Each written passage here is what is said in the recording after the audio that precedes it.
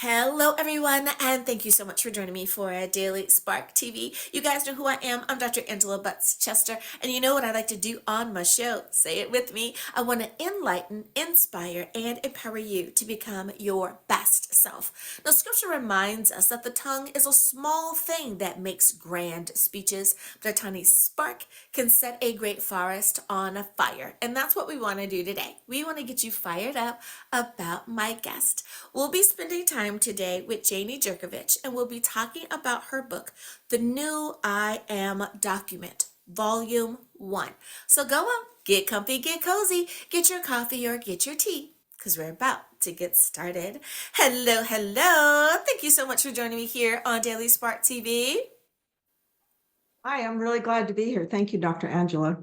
Absolutely. Now, I cannot wait to talk to you about your book, but we do have a bit of a tradition here, and that is we like to introduce our guests to those that are perhaps meeting you for the very first time. They're unaware of you or your work. So, first question to you is what makes you you? Tell us a little bit about yourself.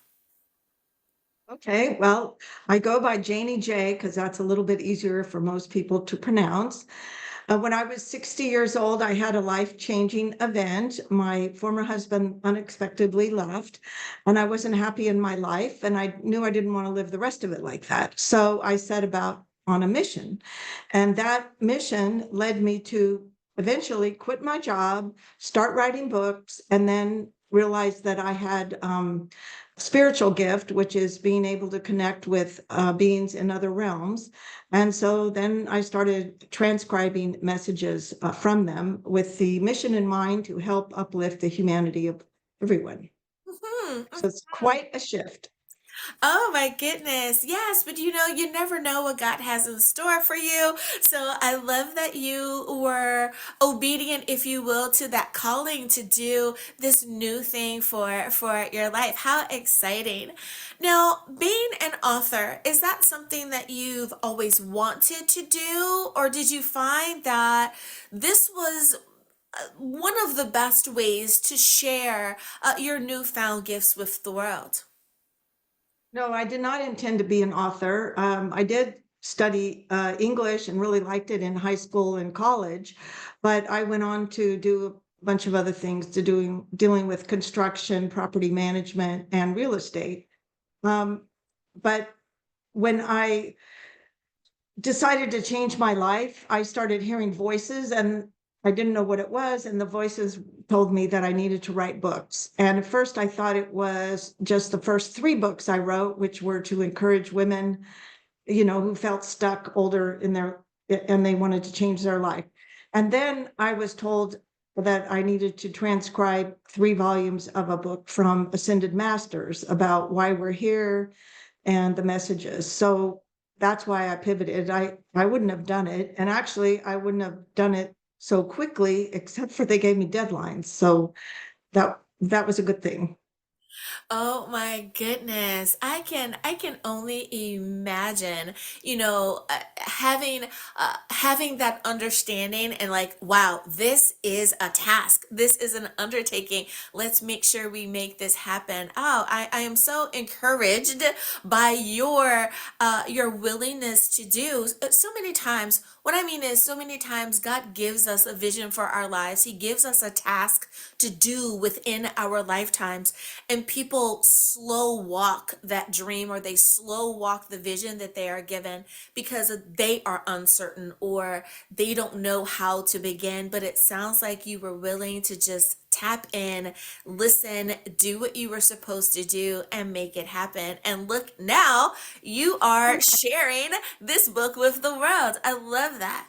Now, the title of your book, did you find that the title came to you kind of in the beginning stages of writing, or did you find that it was more so developed out of the writings? So many authors say they didn't know what the title of their books were going to be until they were almost done. How did you come about the title for your book? Well, it's pretty easy when you're transcribing a message from Ascended Masters. You just write it the way you hear it, or you really kind of feel it. But I was told the title. And I didn't know what it meant. And so I'm like, well, why did they say call it the new I am document? So I Googled it and I found out that someone in the 30s wrote the I am discourses. And so I suppose that's why they wanted me to call it the new one, but I'm not that brilliant. I'm not that smart. And probably a marketing person would have picked another name that was a bit more catchy so we could get more people to buy the book and see what it's all about. But I just really did what I was told. But I wasn't quite as obedient as you make it out to. Took a little bit to come out of the what I call the spiritual closet, because that was kind of scary because I'm not, nobody in my family's like that, and I didn't have any spiritually minded friends at the time. Oh, I love that you mentioned that. I think for so many people, when it comes to a gift or a talent that they have been given spiritually, there is that unknowing, that uncertainty, that just being frightened about it because they don't have anyone to talk to about it, or society has made them feel that they should be ostracized for some reason because they don't fit into a nice square little box that people want to put you in. So I can definitely understand that. Now I try to ask this question of everyone who's on the show, and that is, when it comes to the readers of the book, would you say that your book is appropriate for someone as young as high school, like 14, 15, 16 years old, or perhaps college age? Do they need to have more life experience, if you will, to be able to follow along? Well, that's what I love about the book. I like to tell people that a fifth grader can read and understand it. So it's like when you people that follow the Bible, they go to church and their pastor has to explain everything to them. And it's not like that. The lessons are easy. Anyone can understand them. In fact, I think it would be a good thing for children to read, but it's also a good thing for adults to read in college and high school because people are not living according to these rules. It's not like it's many things in there that people have already heard of, but they're definitely not living that way. And if the people did live that way, it would change the whole face of humanity because we would all be kinder to each other, more loving, not so judgmental. We'd start to see the whole picture. So I recommend it for anybody because that's the gist of it. And I know some spiritual people will seek out well-known authors like Eckhart Tolle, and even though I'm already on my path, when I listen to his books or read them, they're sometimes pretty hard to understand. So people kind of, they don't want to follow it because they feel like it's above their head. This is a great place to start. And even if you're schooled in many religions, it's a good place to start because I believe all religions, different religions all lead to the same place, which is to God or the divine, whatever we envision that as. And the reason there's many religions and different spiritual followings and different practices is because it's not a one size fits all. So this doesn't contradict other religions. It's really a way of living. And I do think it would help humanity if people would embrace it and try to work on living that way the best they can. Mhm. If we were all just kinder to one another, I have to agree with you there. Now, when it comes to the proper way to read your book, I firmly believe that authors present their work in the way in which we should consume it. Page one before page last. However, I do know that some books are written in a way where it can be reader's choice, meaning the reader can go through the table of contents, pick out something that sounds good, or simply open the book and start a chapter anywhere. When it comes to your book, should we start with page first, or is it more so reader's choice? Well, actually, you could read it either way, but I recommend starting at the beginning because each chapter is actually called a lesson and it's about a specific topic. And it gives an example of why you should be living this way and what God expects. And so I find that it's good to read just one chapter and maybe read that. It's pretty short. So just read that chapter or that lesson over like every day in the morning for a week until you can start behaving that way and recognizing that, when you should act that way. That's what I recommend. But if you wanted to, the table of contents, if you can, if there's something in there that speaks to you, you could move around. It would still work. Mhm. You'd still get the lessons. The main thing is to read it. I definitely understand and that. Well, it is time for us to take a very short break. Now, before we do, we know your book, of course, is available on Amazon or wherever books are sold. But if someone wants to reach out to you, what is the best way to do that? I would say go to my website, www.thenewimmovement.com. I love it. Alrighty, everyone. Now you know where you can get a copy of the book. We'll be back right after this.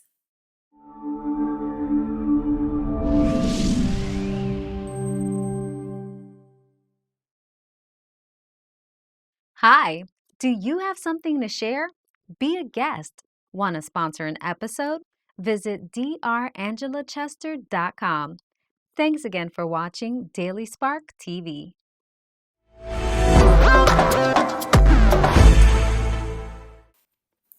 And we are back. Thank you for joining me for Daily Spark TV.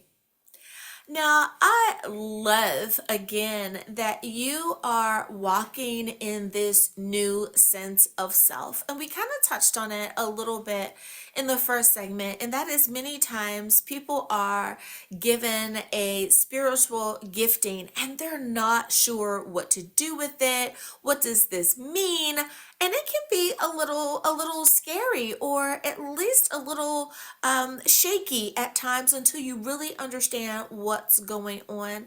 And I want to give you a moment to talk about that a little bit more.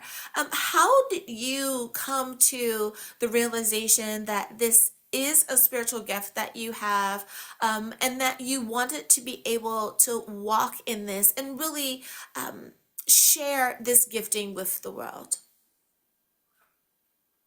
Well, it was a bit scary. I did start connecting with family members that had passed, and then I would ask other family members and I would tell them what I found out, people that I felt comfortable trying to explain this to.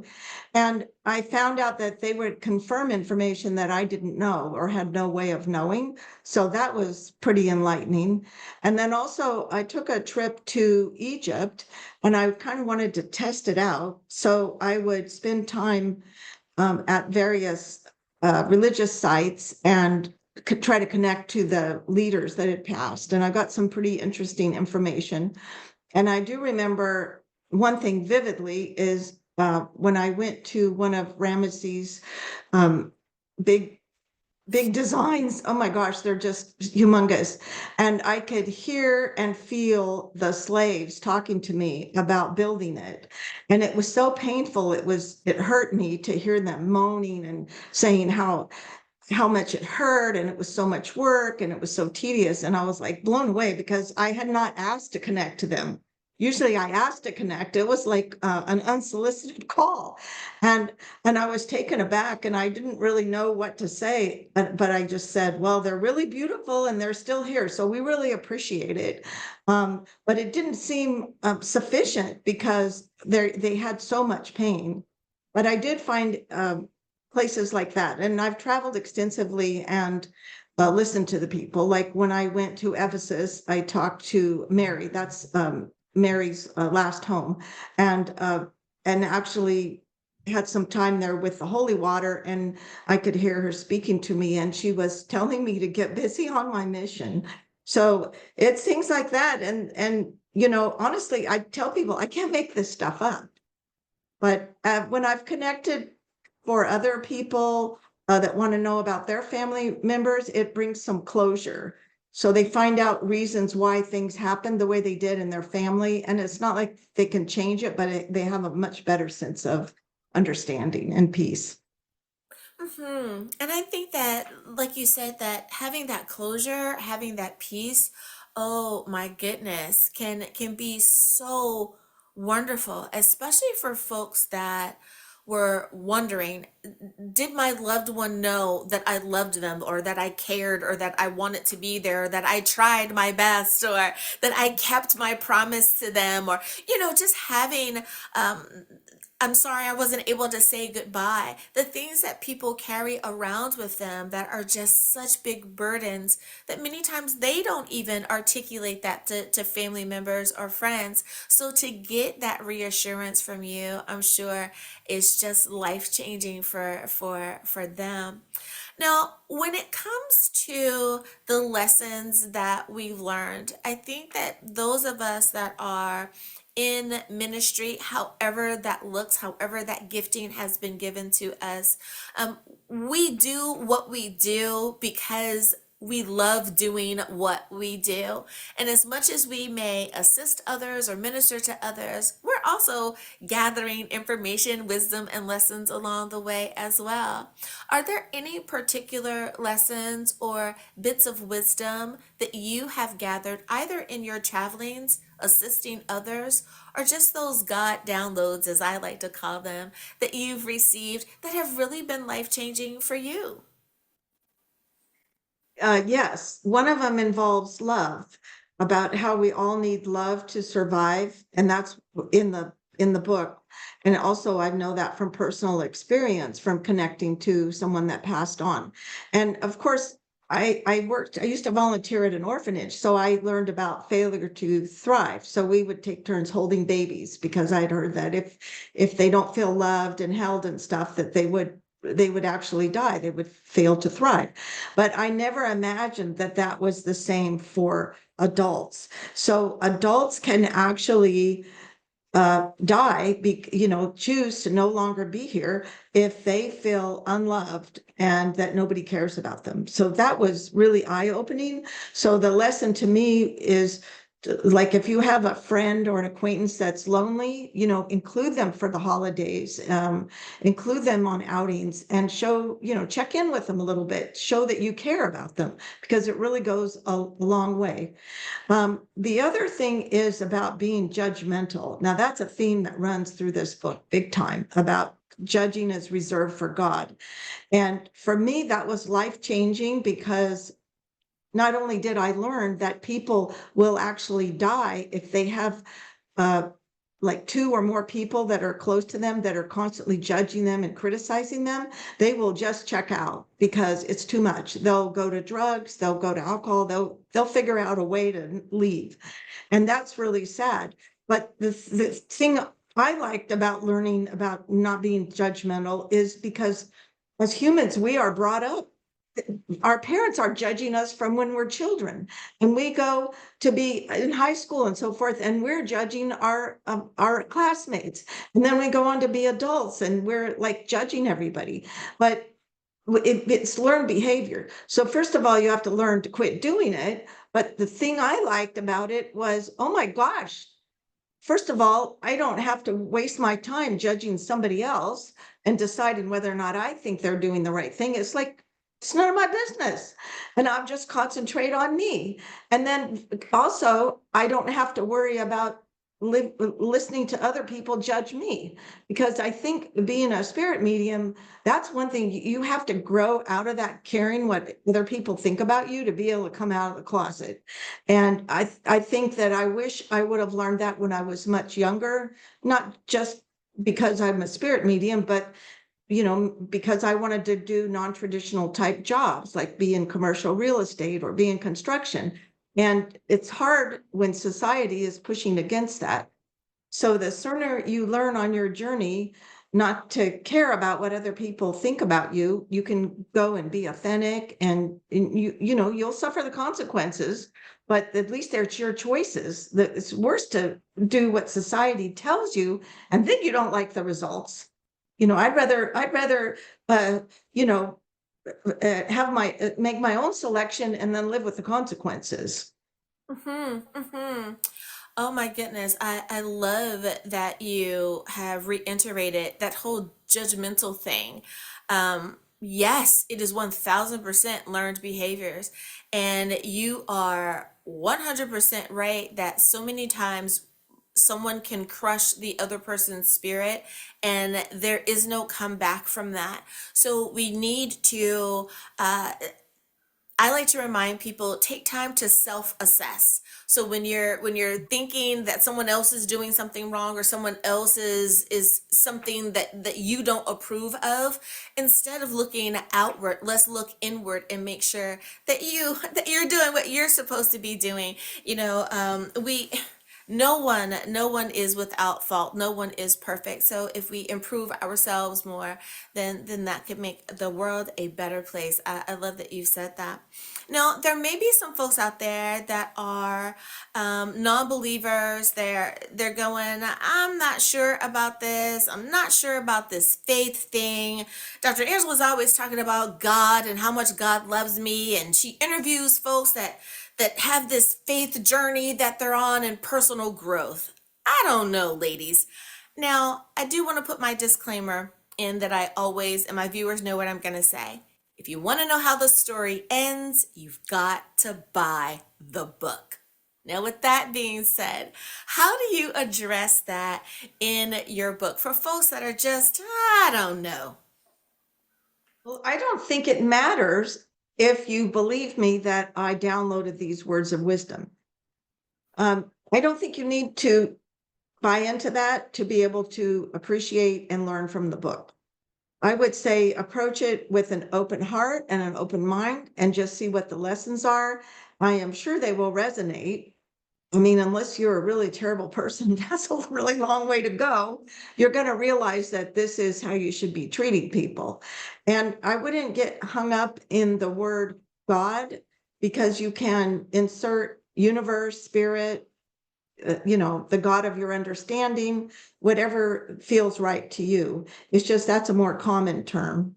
So I think it will appeal to everybody, but just read the lessons and see what you think after that. And I'm not here to push it down your throat and create a new religion and say you have to do it this way.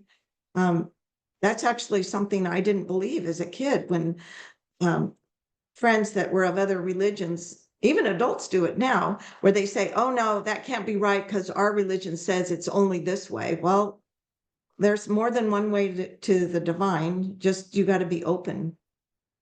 Mhm. Well, I appreciate the fact that you are sharing your story, and I find that we are able to do so much more good for the world. We are able to do so much more positive work when we are looking for that common denominator thing, right? And my viewers know what, I love to quote Dr. Maya Angelou's verse that says, we are more alike, my friend, than we are unalike. And if we look for those things where we are more alike, then we can have conversation, we can be empathetic, we can be more joyous, we can be more kind and caring towards each other, as opposed to the things that make us different. Because at the end of the day, we all want to be safe, we all want to be loved, we all want to live in a world where we are being our best self. So I love that you are encouraging that as well. Now, when it comes to being on one's spiritual path, there may be someone who's saying, oh, I see why I was attracted to this episode. It's because I want to start my spiritual journey. So many people believe that there are do's and don'ts, that it has to be this perfect walk. What do you encourage people to do who may be just starting out on their spiritual journey, their spiritual path?